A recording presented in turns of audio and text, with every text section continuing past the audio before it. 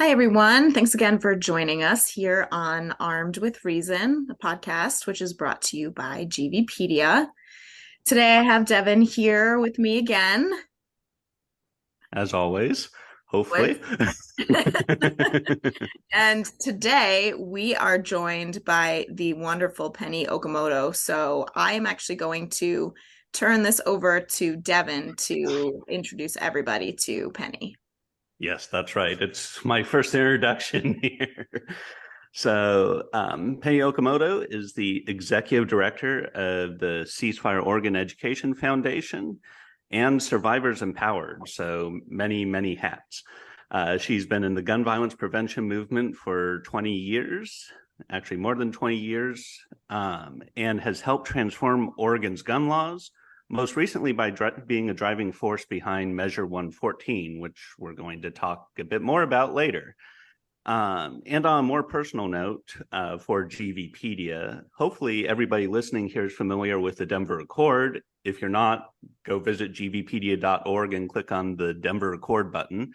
It's basically a roadmap to reducing gun violence. And Penny is actually the driving force behind the Denver Accord. When we were planning our conference way back in 2019, which feels like a different century or millennium, after what happened in the 2020s. We were preparing for that. And then like a few weeks before, Penny was like, what'd be a great idea is if we created like a document that compiled all the gun laws that work, and we should totally do that. And it was like, yeah, okay, let's do that. And sure enough, it turned into this excellent roadmap. So thank you, Penny, for that.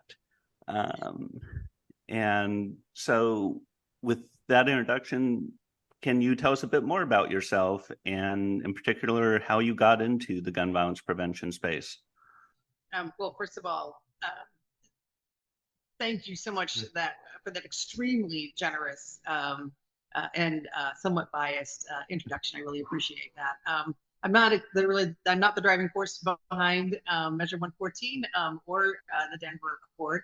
What you said was true, but the Denver Accord would not have happened without some very generous and very smart help from you, from GVpedia, and all the experts and survivors and advocates who were at that Denver conference to honor the 20th anniversary of the massacre at Columbine High School.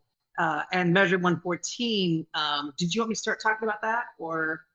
You can start with whatever you like. So, okay, a little bit of history about Oregon. I've been doing this work about 24 years now in the state of Oregon and at the national level. And really until, even after Columbine, until 2012, and really until the shooting, the massacre at Sandy Hook, not much was done. It was really hard to get anything moving. A lot of people thought, oh, surely Congress will take care of it. And of course, we know that just really never happened.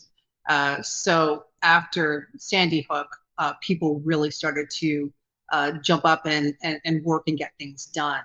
So, and the same thing happened within the state of Oregon. We had some great groups come in. We had Gun Owners for Responsible Ownership come in. They were the survivors, actually, of a town shooting that happened at a local mall outside of Portland, Oregon, just 3 days before Sandy Hook. We had Moms Demand Action, but we also had a lot of groups that weren't solely focused on gun violence prevention, but they were great allies. So, League of Women Voters, a great ally. The National Organization of Women in Oregon, great ally. But then we also had allies in Augustana Lutheran Church, Ainsworth United Church of Christ, Jewish community, Christian community, Muslim community. They were all great allies. So, when people take a look at Oregon, they think, oh, it's a blue state. But in reality, it's a mostly red state with blue dots that are usually the cities, the major cities. But that whole foundation of people who wanted to do something about gun violence prevention was ready to go when the time was right. And that time was right after Sandy Hook. We got some great stuff passed after that. But then I'm going to be really honest, Democrats kind of didn't really live up to the promise, did they? And we wanted to have a couple of bills passed. We wanted to pass close the Charleston loophole. So Charleston loophole, for people who don't know, means that after 3 business days, so once a person goes to buy a firearm, after 3 business days, if that background check is not yet completed, the gun dealer has the option of completing that firearm sale and will not receive any type of penalties if it turns out the person was indeed a prohibited purchaser. And so we wanted to do that. We wanted to do permit to purchase because from the Denver Accord shows what, Devin? It's number one. Right. It's the most effective way to reduce gun violence.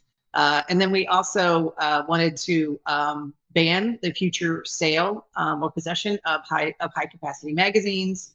We actually banned the future sale and manufacture of high capacity magazines. And we also wanted to ban assault rifles, but we weren't able to do that. So in Oregon, after the 2018 massacre at Parkland, Mark Knutson, Reverend Dr. Mark Knutson of Augustana Lutheran Church, calls me up, and he's like, "Penny, we got to do an initiative petition to ban assault weapons and things." I'm like, "Mark, we got like 4 months. This is like a 2-year long process." He's like, "We can do it. Let's do it." So we got a bunch of people together, and we probably could have gathered the necessary 100,000 signatures or whatever it was, not 100,000, but tens of thousands of signatures necessary. But we ran out of time. If we had a week more, we probably could have done a lot. We were stopped by the courts. And then we got stopped the next year really by COVID. So we couldn't really do that. So we ended up passing Measure 114 in November of 2022. So Measure 114 does some really important things. Measure 114 requires a permit to purchase a firearm. It closes the Charleston loophole. It bans the sale or manufacture of high capacity magazines. That's more than 10 rounds in a magazine for civilian use. And it prevents people from carrying high capacity magazines in almost all public places. People can carry high capacity magazines at their own property, in shooting ranges, and then also certain competitions, but that's about it. So those are things that are really important that we got done. We got that done without the legislature, because the Democratic controlled legislature in Oregon, they would try to take up these bills. They wouldn't get anywhere with them. They wouldn't go anywhere. They weren't getting this job done. And it was critical that we got this work done. So we passed it. So Democrats weren't very happy about me calling them out and saying, we have to do an initiative petition because the Democratic controlled legislature is not getting it done. And people's lives are on the line. If people's feelings are hurt, that's their problem from not getting this done earlier. And I'm not really sure how that sounds, but it's honest. It's a fact. I'm not saying anything that isn't true. So anyone who wants to do an initiative petition, if you can do it in your state, it's an amazing amount of work. It takes a lot of money. But if you want to take control of guns instead of having guns control you in your state, it's something that you probably really need to do, even if you're in a Democratic-controlled state. Okay, so that was kind of all over the map in the answer. But if you give me another question, I'll try to be far more specific. No, that was a really great introduction into what Measure 114 is for folks who aren't familiar with it. And also a really important point, right? We know that time is not on our side when it comes to gun violence, that over 100 Americans die every day because of a gun. And so whether you're in session, out of session, you're working on other issues as elected officials, whatever it might be, we don't have the ability to sit by and watch the calendar years just move forward, right? We need to act. And I'm really glad that you were able to take the reins on that and say, hey, we're going to do it, whether or not you bring this to the floor for a vote. So that's really important for folks to know that they have the ability to do that. The nuances are very different depending on the state that you're in, But it's important to remember that sometimes those things are more in our control than we are taught initially. So, can you just give us a little insight into the current status of Measure 114? Sure. So 114 was supposed to go into effect really in December of 2022. There's been a court challenge. So there's a court challenge at the federal level, and there's a court challenge at the county level. So court challenge at the federal level has already it's already gone through. It was Justice Karen Immergut. She's a great justice. She's a Trump appointee. And she said this measure can absolutely go into law. Her ruling has been appealed, which we expected. But she said so many interesting things. So they talked about in the case, there was discussion of whether or not firearms are in common use for self-defense. And she was specifically looking at whether or not high capacity magazines were commonly used for self-defense. And what she determined was that no, high capacity magazines are not in common use for self-defense. When people report self-defense gun uses, the average I think is about actually it's 2.2 bullets are actually used. And you don't need a high capacity magazine for that. So she determined, really from data and studies that no, I'm going to say it again, high capacity magazines are not in common use for self-defense. She also determined that people who sell firearms, sell high capacity magazines, arms dealers aren't going to be hurt by that financially, because it is true that people can buy, instead of buying a 30-round magazine, they can buy 3 10-round magazines. So they're not going to be hurt financially, which leads to the question, okay, if people can use 10-round magazines and several of them, why limit high capacity magazines? I'm going to refer you right to my friend, a woman I'm honored to call my friend, Pat Mage, with the Gabby Gifford shooting, disarmed the shooter when he stopped to reload. He stopped to reload, and she grabbed that away from him. She grabbed his magazine away from him, allowing 2 other people to jump on him and stop that horrific shooting. So yes, we do know that high capacity magazines allow more people to be killed. Even just the data, that Devin has and GBpedia has clearly shows that. And I will also remind people that when the shooter at Sandy Hook stopped to reload, 11 children escaped. 11 children escaped at Sandy Hook because that shooter had to stop to reload. On one hand, it's obscene that we have to beg to not be shot at with more than 10 rounds at a time. But that's where we are.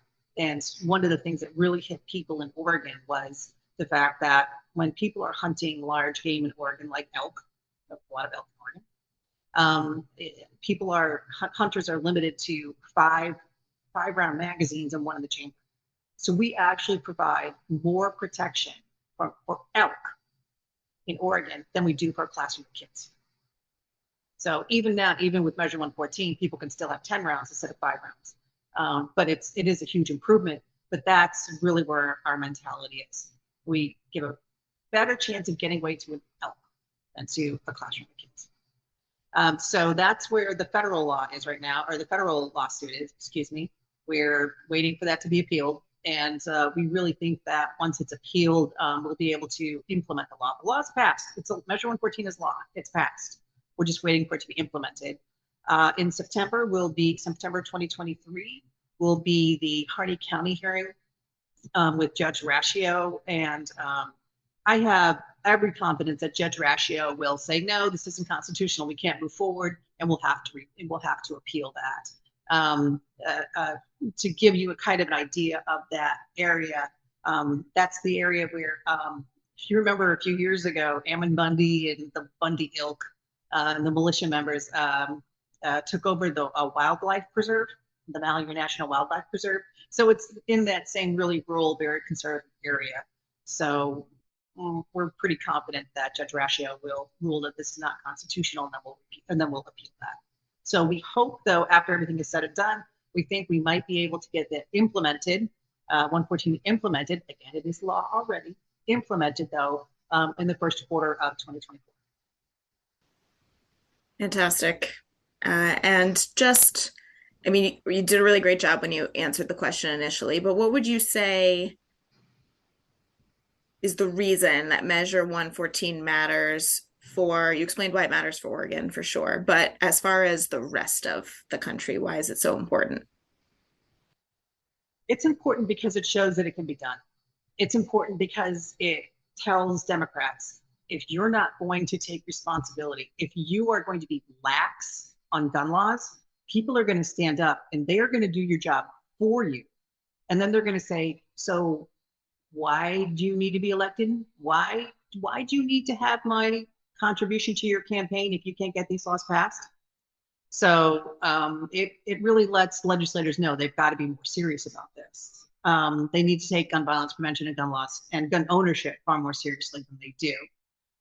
Second things that can be done, and one of the other things that, so this really kind of gets into the weeds, and I talked to Devin a little bit about this. So if you can tell me it's getting a little too weedy, you can let me know. There's nothing that's ever too weedy. I was going to say, Devin lives the weeds. I'm the wrong person to ask on that. All right, we're gonna get it like as weedy as Cheech and Chong then. An old person reference, sorry. So, so okay, so here's the deal. When people pass an initiative petition, most states have like one concept. Okay, our lawyers were brilliant. Okay, we had Liz McCanna, we had Jim Jagger, we had Chuck Mitchell. They were the lawyers who wrote 114 and another initiative petition. They did a brilliant job. Their overall concept was reducing gun violence. And they said to reduce gun violence, they put in the four things. They put in the permit to purchase, they put in closing the Charleston loophole, where you can take large capacity magazines, and then also limiting large capacity magazines. So, by the way, it's important to say that Measure 114 does not ban the ownership of magazines that already own. People who already own high capacity magazines can still keep them, but you just can't buy new ones. Civilians can. Anyway, so when people have an initiative petition, if you have one concept on there, let's say if we had just put permit to purchase on there, we know permit to purchase polls. There was a recent Johns Hopkins poll that came out. I think it polls at 81% or in the 70s for permit to purchase. It polls really high. Okay, so if we had just put that on our initiative petition, we know we would have passed it. We would have passed it at a pretty high margin. Okay, but if you're passing something at like more than 50%, you're leaving something on the table. Okay, so that's why we also put in things like, well, it's not the only reason, but a good reason why we felt confident that we could also put in closing the Charleston loophole, because we know that also polls really high. Okay, and not just among non-gun owners or Democrats, among everybody. Okay, and then we also knew that high capacity magazines polled really well, so we added that in. So when you're writing an initiative petition, okay, you want to load it up with as many concepts as you can that are still going to pass, and that's tricky. It's really tricky to figure out, okay, what is and what isn't going to pass, because some people might like permit to purchase, but they don't like limiting high capacity magazines, so you might lose a vote there.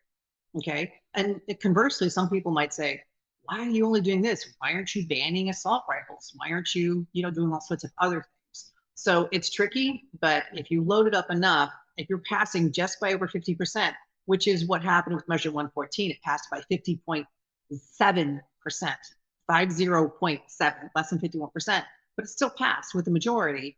And so we know we did a great job on it. And it's an important thing that I really want people to tell. Or people to know, excuse me. Yeah, and I think that's an important point, because I'm following a lot of the pro-gun reaction afterwards. They're like, oh, look, it barely passed in the bluest of blue states, Oregon, where communism is basically the Constitution, and so on and so forth. And that just proves that these measures aren't all that popular yet. Like you did multiple things at once, and every single thing you add in there gives a person another reason to say no. And so, I think there's a kind of a discrepancy between like what the polls often show, and oftentimes with ballot initiatives or laws being passed by narrow margins. And it's like, why is that? Well, most people are thinking of these laws like in theory, And then when they see it like written down, it's like, oh, this one thing's slightly different, and I'm going to stick with the status quo. I don't think it's evidence that the measures are unpopular, just that the more reasons you give somebody to say no, you're going to get more people saying no on it. That's correct. That's absolutely correct. And I do want to add this because Governor Tina Kotek, she never like, she could have helped us out a lot. She did not. There was the first person who publicly supported Measure 114 was Representative Con Pham. And she was wonderful, just came out right away and supported it. So we were grateful to her for that. But there's another thing that's important to note too, in terms of, only 50.7% of the voters supported it. Donald Trump actually lost the popular vote. So yeah, I don't need to hear about people complaining about popular votes. But the other thing is that actually more people voted yes on Measure 114 than voted for Tina Kotek. So again, this is my notification to Democrats. You need to be supporting gun violence prevention issues. Yeah, and I think it does kind of show the power of gun violence as an issue that's been largely just put on the back burner or seen as a third rail. And I think that's something that has changed, at least in the more than 10 years that I've been doing this. But I kind of want to broaden out and say, like, over your more than 20 years of doing this, what have you seen change in gun violence prevention? You touched on this slightly earlier, but to get more specific, like, what are a couple of things that have changed for the better? And what are some of the lessons that we should have learned, but still haven't? The biggest lesson I would say is that if Democratic legislators are not passing the laws you want, if they're stopping you, I'm not a registered lobbyist, so I can say this. Because what Democrats are going to say is, well, you're not going to vote for Republican, right? So you're going to vote for me, even though I didn't support your bill, or they'll give you lip service. We tried. Yeah. In this day and age, trying, no, we can't have that anymore. Do or do not. There is no try. Right, exactly. I mean, gunshot death is the number one cause of kids in the United States now. But you can't just say, hey, we tried. No, that doesn't work. So, but what you can do is say, you know what, you're right, I'm going to vote for you, but I'm not going to give you any money. And I'm not going to give the Democratic campaign any money until you guys start to do what's in the Denver Accord. Go to, gbpd.org, click on the Denver Accord, and you're going to see what's in there. And Democrats don't like me saying that, but folks, what choice have you left me? If you're not going to vote for our bills, then we're not going to give you money. And if you don't like that, then vote for our bills. They're reasonable and they're effective. Do it. So that's probably the biggest lesson that I've learned. But what I've seen change, so really, I got started in this in 1999, just after Columbine, with the Million Mile March. Okay. And one of the goals of the Million Mile March was to pass licensing. And I said, well, I'm never going to see that in my lifetime. We're never going to pass licensing. We passed licensing in Oregon, like less than 25 years ago. So that's pretty amazing. So I never thought I'd see it, and we did. So that is one thing. But the other thing I've seen is that after Columbine, everyone thought, government will do something about this. The legislature, they'll step up to the plate. They'll make things tighter. They'll make things safer. It'll happen. And of course, it never did. After Sandy Hook, people were just beside themselves with grief, just grief and despair. How it's happened. Surely now Congress will act. And of course they didn't. All right. And after Parkland, people were beside themselves with grief and rage. Grief and rage is what I saw. Literally people grief and rage in the streets calling for the downfall of the NRA. Okay. I mean, I've never seen anything like it. And now after Uvalde, people are furious. They're absolutely furious. And, Measure 114 was an amazing outlet for people who were in Oregon, who were furious about Uvalde and about the legislators, the state legislature, and at the federal level, not doing it. I know people are going to talk to me about, President Biden and BISCA, the Bipartisan Safer Communities Act, which was a good thing. I'm glad they did that. But folks, How many Uvaldes, how many Sandy Hooks, how many Parklands, how many of these mass shootings do we need before the federal government realizes that you cannot take these half-step measures against gun violence? It is not what we need. It is obscene that this is all that they're doing. It is obscene. I'm glad that President Biden has done this, but the Democrats need to do far more. They need to have national registration. They need to have national permit to purchase. Okay, we need someone. We need to ban assault weapons. So, do I got another minute or so? Yes. Okay. So I was actually talking to a man who was a teacher when back. Excuse me, I'm terribly sorry. Back more than 20 years ago, 25 years ago now, when Oregon had a mass shooting at Littleton. No, I'm sorry, not Littleton. I'm sorry, it's Springfield, Oregon. There's so many. So in Springfield, Oregon, it was the Thurston High School shooting. And one of the things that the teacher told me, he was right there. He ran into the cafeteria where the shooting was happening, and the shooting was over very quickly. The shooter was actually 15 years old, and he was disarmed by one of the teenagers who had been shot and lunged at him anyway, and disarmed him. But he said if that shooter had had an assault rifle, not even a fully automatic, just a semi-automatic assault weapon like an AR-15, there would have been so many more people killed. There were 2 people killed there and dozens injured, more than that injured. So that's, one of the things we have to look at in terms of, assault rifles. Nobody needs an assault rifle. You can't even hunt with an assault rifle. Assault rifles are not used in self-defense. The only reason we have assault rifles is to increase the bottom line, increase the profits for arms dealers, for the NRA, for the National Sports Shooting Foundation. That's all. That's the only reason we have those. And it is obscene that America trades the lives of their children for gun lobby profit. Put that on a bumper sticker. Real.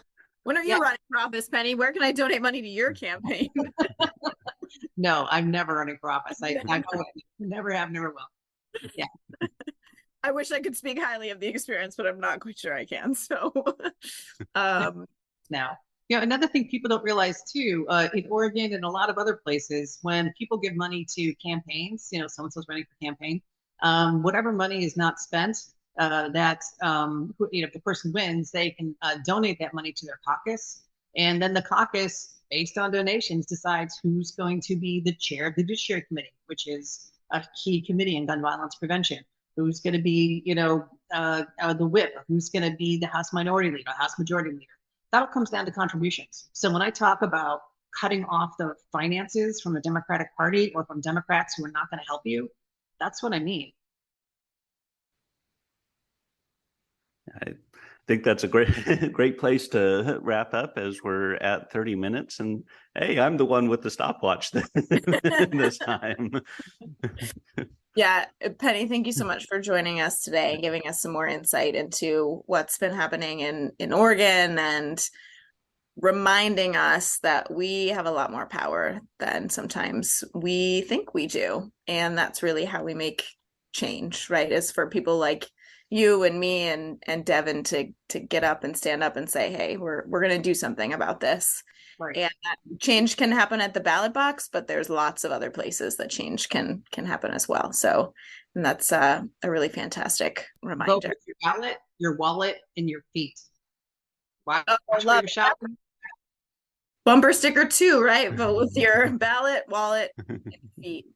That's actually Ceasefire Oregon PAC's logo or slogan. Sorry. But I'm so honored to be here. I'm so grateful. And thank you so much for your kindness and all your kind words. It means a lot to me. It really does. Thank you. Of course. And we maybe we'll have you back on again one day soon, and you can delve into another topic with us related to Oregon or Survivors Empowered or one of the other wonderful places that you've been able to work with and make such great progress for us. One more thing, donate at gvpedia.org. Donate to this organization. Thank you so much for your time.